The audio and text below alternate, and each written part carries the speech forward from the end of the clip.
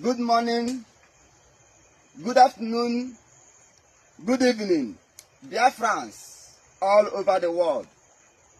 Today is 7th of February 2026. This information is coming from the table of Triple General Igwe Botozo and Major General Gento de Yahoo and all the 40 state commanders in Biafra land. As the information reaching to my table to inform all Biafrans, order from the highest command of the Biafra Restoration Movement, Onyendu Nnamdi Kanu, has reached us that Monday sit at home is cancelled from today.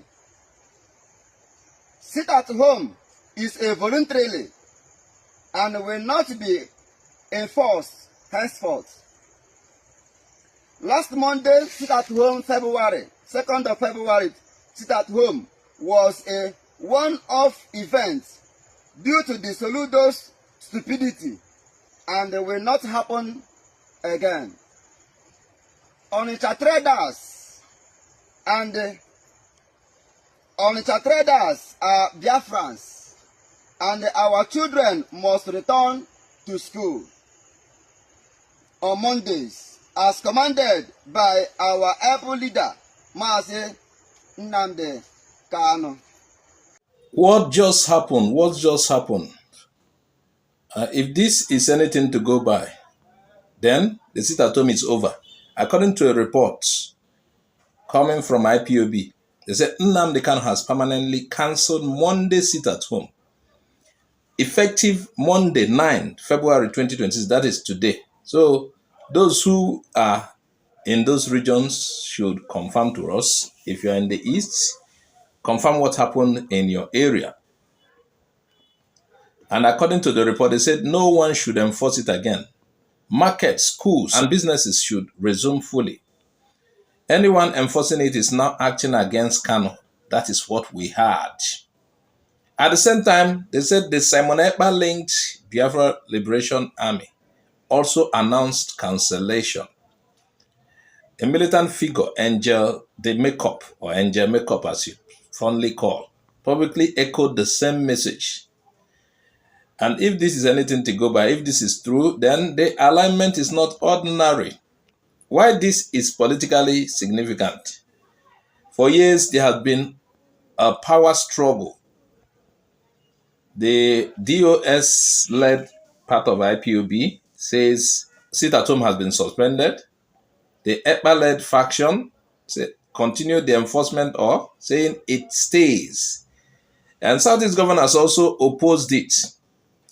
And residents, some obeyed because of fear, some obeyed willingly. That is the fact. Now, the two camps still in IPOB, because also pilots sees themselves as IPOB, they are saying it is over. That sit at home is over in Southeast. We want you to confirm what happened in your area today. Today is 9th, Monday, February 2026.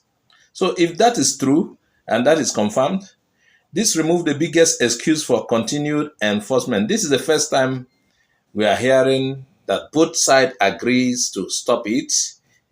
They are agreeing on the same issue. Remember, the sit-at-home was started by DOS faction of IPOB. Some people say DOS is the real IPOB, that the other one does not belong. I don't want to start saying that. But DOS cancelled it, and the AUTOPILOT group said it continued, and it continued since then. So, our question is, why now? Why now? Here are possible reasons.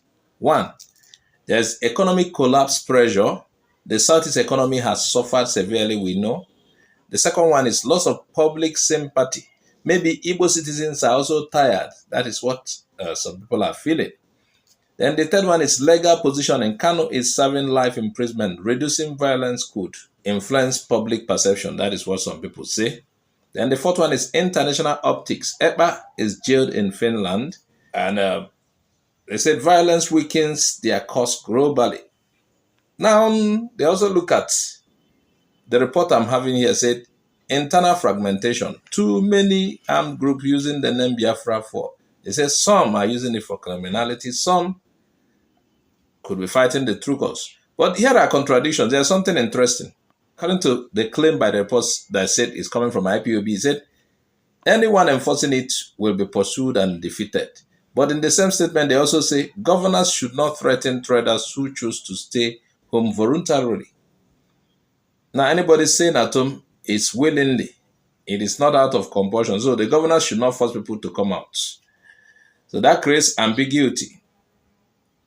Is it fully cancelled or voluntary solidarity? If voluntary, fear may still keep people at home. Now, if it's cancelled officially, enforcement on the ground depends on armed groups in rural, Imo and Anambra especially, and some criminal elements who also are benefiting from the chaos because as if I want to name a as though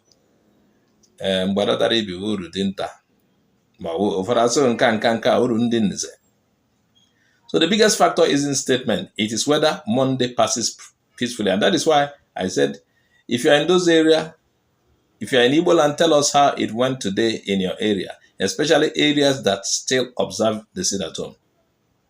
And we'll look at the next Monday as well. Last Monday, you saw what happened, Soludo and the traders in Onitsha. Just Onitsha. We'll look at today. What do you think? How did it go today?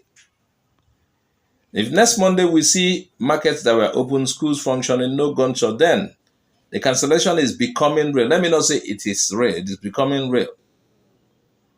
And who gains from this politically? Some will say Nnamdi Kanu. And looking at it, if truly Nnamdi Kanu has cancelled it, it appears for many responsible. It shows leadership authority from prison and it reclaims control from the faction that says sit at home must continue. And Southeast governors can claim progress as well. Economic recovery opportunity. They say they are losing so much on Monday.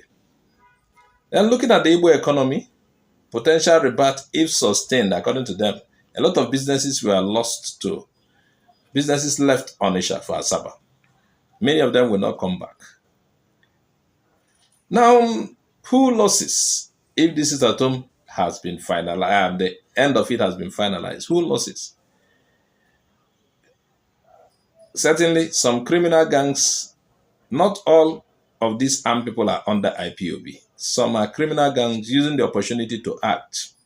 Even there's an accusation that the government is also involved in trying to enforce it. I've had accusations like that. So who loses if this sit at home has ended?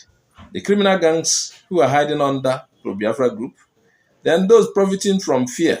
Then, there is a way, they can see. There's a political actors benefiting from instability. There are people, let me tell you the truth, there are people who want Southeast and Igbo to be boiling. We must not encourage that people. And before we go, let's look at this. Remember, Sit at Home started August 2021. Initially tied to Kanu's court appearances, he's kidnapped from Kenya, that he should be released. Somehow, they said it was later hijacked. Enforcement became violent. There were times people came out, we don't even know who is shooting them, whether it's a non-government or the Asari Dokubo boys. Asari Dokubo has been telling us that his people are there. And it is said billions are lost economically, schools are disrupted, healthcare access blocked at such times, and lives are lost. A lot of lives were lost. Now, if this cancellation is genuine, it could mark the end of 5-year psychological lockdown in parts of Igbo land. But there is a caution. IPOB under DOS has declared a cancellation before. But the difference now is that the faction belonging to Ekpa is also announcing it, according to reports we had. So, Regional fatigue is very high. This may be the final attempt to reset the. Who knows what will happen next? But the bigger question is this. Is this the beginning of de-escalation, political negotiation, or strategic repositioning? What will happen? Now, if violence drops significantly, this could reshape Southeast politics. Now, if enforcement continues, then the leadership control narrative collapses. But let me tell you, Southeast is not as violent as the North, despite the sit-at-home and the rest of them. There has never been a time in recent times that Southeast is as violent as the North. Most of what you see those times is during sit-at-home occasionally. Southeast is a peaceful place. What do you think? Add your comment at the comment section. This is where we draw the curtain on this one. I hope to see a lot of your comments. Tell us how it went today. If you're in an area that is known to obey sit-at-home, tell us what happened today. Did it disappear? Is it fading away? What do you think? My name is Azuka OJ. I am out of here.